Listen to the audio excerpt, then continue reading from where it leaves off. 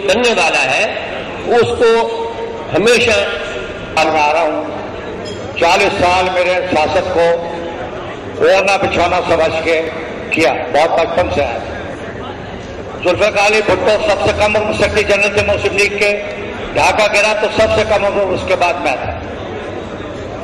शाह मोहम्मद कुरैशी साहब, मैं चापलूसी आदमी नहीं हूं, मैं आपको मुबारकबाद देता हूं कि आपने अपनी कौम के सर को फख्र से बुलंद करने की जरूरत पैदा की।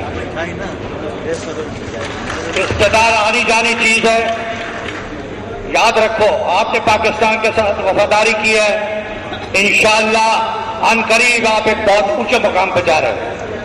अल्लाह ताला आपको हिदायत दे कि आप पाकिस्तान को इन दहशतगर्दों से बचाएं। हम कराची में पले पड़े, साना 12 मई दुनिया को मालूम है क्या हुआ। हाई कोर्ट मुकम्मल तौर पर बंद, सेशन कोर्ट बंद, सिटी कोर्ट बंद, पूरा कराची बंद। यूं लगता था कि किसी गैर मुल्की फौज ने हमला कर दिया। पाकिस्तान का चीफ जस्टिस कराची हवाई अड्डे पर 9 घंटे गिरफ्तार है और आईजी सिंह गया उसको गिरफ्तार करने और कहा यह कि हम हेलीकॉप्टर भेज रहे हैं आपकी जान की हिफाजत करने के लिए। इफ्तिखार मोहम्मद चौधरी के साथ 25 आदमी थे।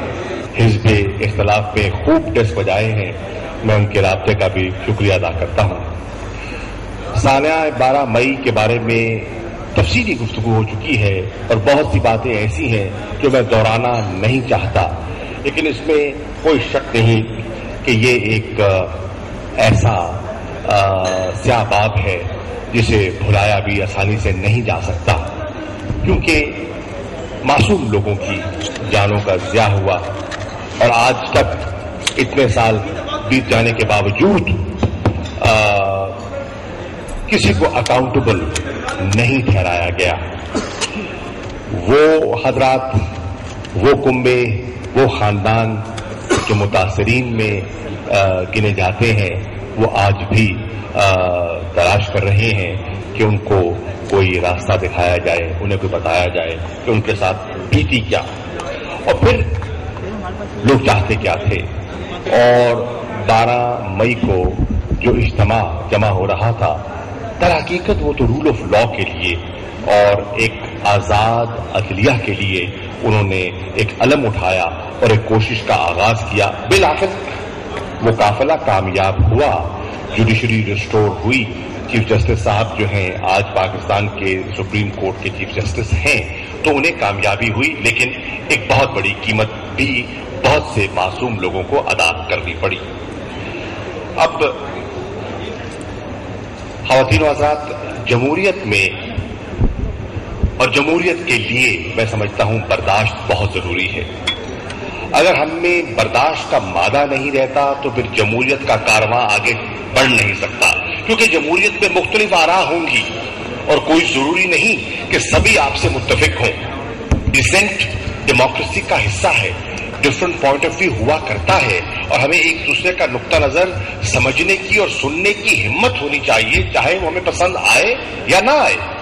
ये नहीं कि जो मुझसे इत्तफाक करे तो सही है और मुझसे इख्तलाफ करे तो मैं उसका सर कलम कर दूं, ये जमहूरी रिवायात के मनाफी है। और अगर हमने पाकिस्तान में जमहूरी इदारों को मजबूत देखना है तो फिर हमें और अपने अंदर हमें बर्दाश्त का मादा जो है उसमें इजाफा करना होगा। मीडिया एक अहम किरदार अदा कर रहा है और अगर मीडिया आजाद न होता तो शायद 12 मई का सानिया आपके सामने न होता। अगर मीडिया आजाद न होता तो शायद मुगला की तहरीक उस मंतकी अंजाम को न पहुंचती जिस अंजाम को वो पहुंची। तो मैं समझता हूं कि आज सिविल सोसाइटी और मीडिया बहुत अहम किरदार अदा कर रहा है और आज पाकिस्तान की अवाम, पाकिस्तान की अदलिया पर भी बहुत सी उम्मीदें लगाए बैठे हैं कि एहतसाब का अमल, अकाउंटेबिलिटी, डिस्पेंसेशन ऑफ जस्टिस में उनका किरदार होगा और लोग समझते हैं कि उन्हें अपना किरदार अदा करना चाहिए। मैं यहाँ खराज तहसीन पेश करना चाहूंगा उन वकला को सिविल सोसाइटी के उन हजरात को जिन्होंने अपनी काविश के जरिए, अपनी मेहनत के जरिए और अपने खून के जरिए एक आजाद अदलिया की बुनियाद रखी और इंशाअल्लाह वक्त के साथ साथ वो जरूर जो है मजबूत तर होती चली जाएगी। कराची के हालात, यहाँ अक्सर हजरात यहाँ वो तशरीफ फरमा है जिनका ताल्लुक कराची से है।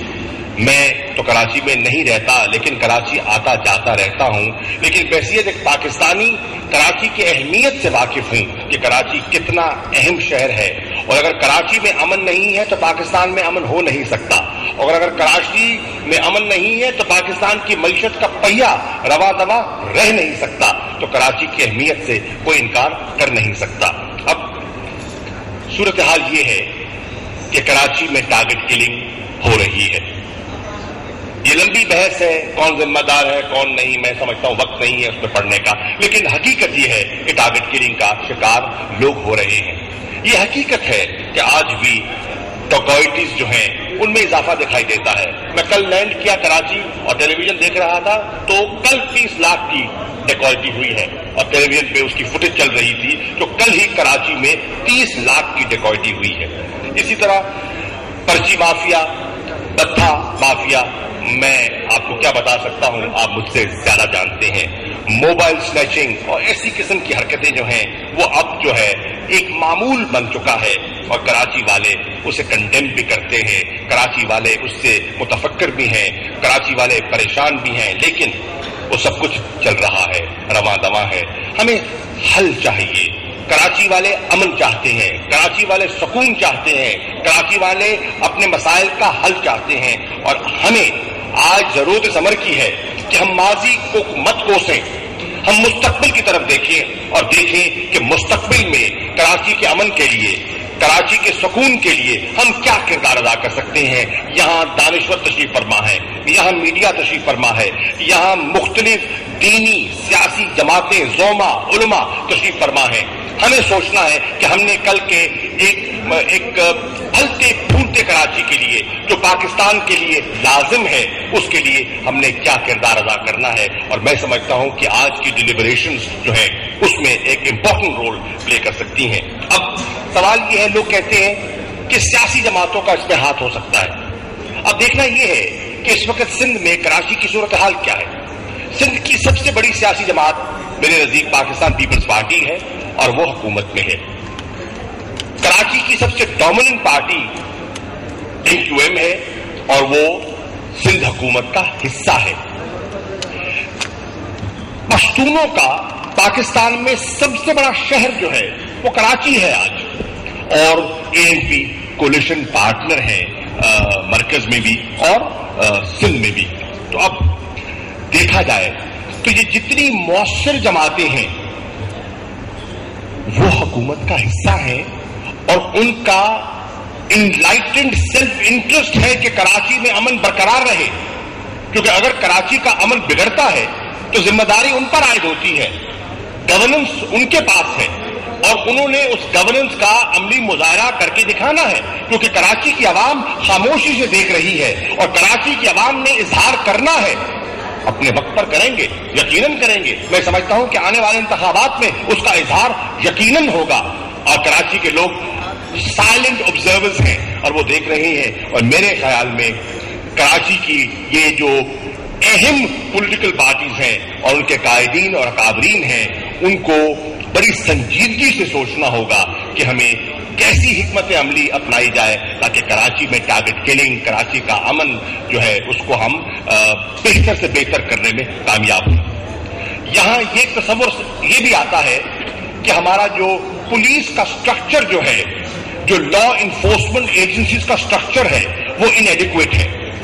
आइए हमें पहले तो एग्जामिन करना चाहिए कि पिछले 3 सालों में, 4 सालों में या कितने जो साल गुजर चुके हैं, सन 2007 के इस वाक़े के बाद पुलिस पर सिंध हुकूमत ने कितना खर्च किया है। कराची के लोगों को एहतसाब करना चाहिए, मांगना चाहिए, अदाद शुमार वो कहे हमारे सामने पेश किए जाए, अवाम के सामने पेश किए जाए। और फिर मरकजी हुकूमत ने in aid of the provincial government कितना पैसा जो है वो इनको दिया है, अगर उसका हिसाब लगाया जाए تو آپ کو اندازہ ہوگا کہ کروڑہا روپیہ لا اینڈ انفورسمنٹ ایجنسیز کو دیا گیا for the betterment of law and order.